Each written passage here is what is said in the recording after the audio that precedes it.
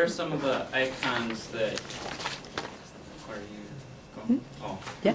What are some of the icons from the 80s that you guys remember or know?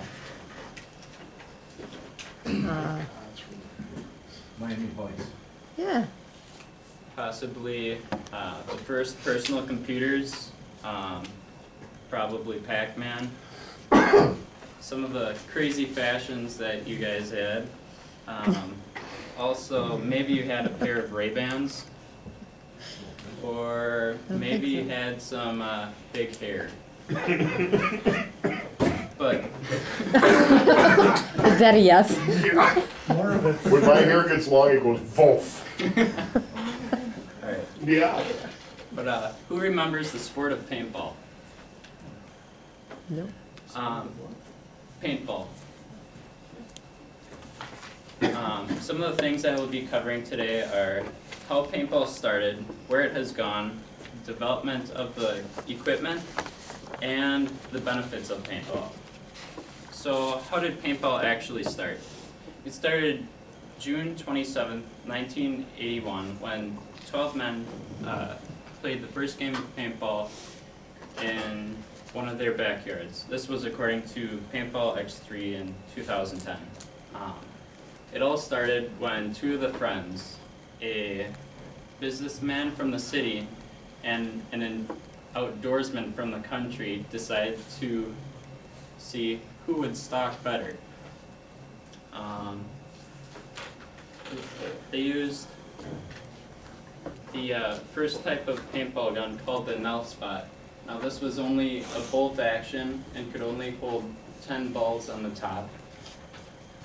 And it wasn't actually made for paintball to begin with. It was actually used for marking trees that needed to be cut down in the forestry industry. Soon after they played this game, 3 of the 12 men decided to form a company and produce the game called the National Survival Game. Also, when they played the first game, they played with no safety equipment, so nothing covering their face. After they came out with this package, they at least wore shop glasses or shop goggles. From there it took off. There were many companies that were started. Some of them still exist today. A lot of them are, or the main names from back then are PMI, Brass Eagle, Benjamin and Sheridan, which is no longer in business today, but they were overtaken by Crossman, Kingman, and Tippmann Sports. An example of a gun from PMI is this little guy. It's an ACA Maverick, but it's just developed under a different name. Otherwise, it's just same twin, same parts and everything. This is a Benjamin Sheridan PGP. This was one of the other first guns besides shortly after the Nell Spot that was used. And a more current example would be my Tippmann X7.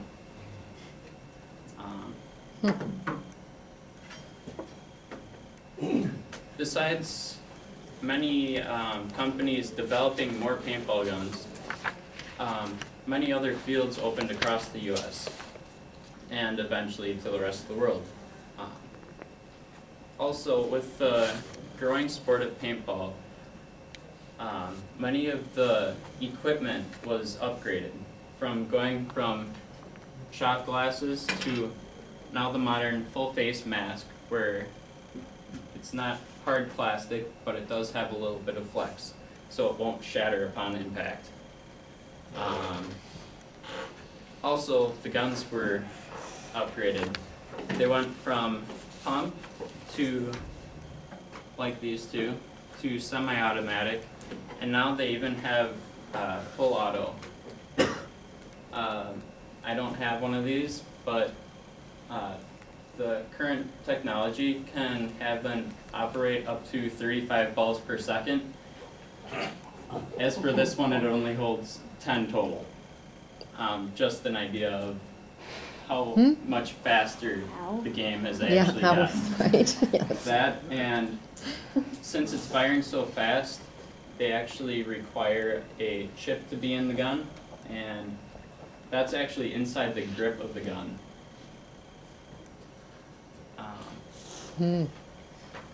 Since the sport has gotten a lot faster, there's been mainly two different types of play. There's been woods ball, where it's obviously played in the woods.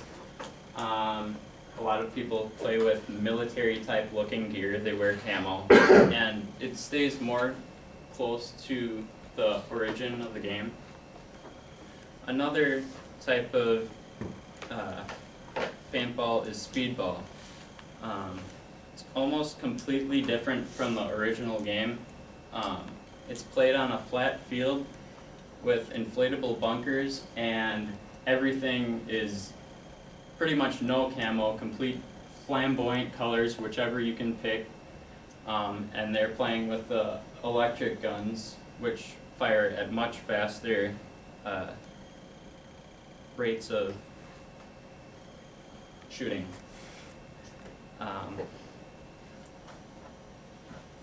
According to what Peter wrote in 2007, there are very valuable skills that can be developed while playing paintball. One is it builds teamwork and communication.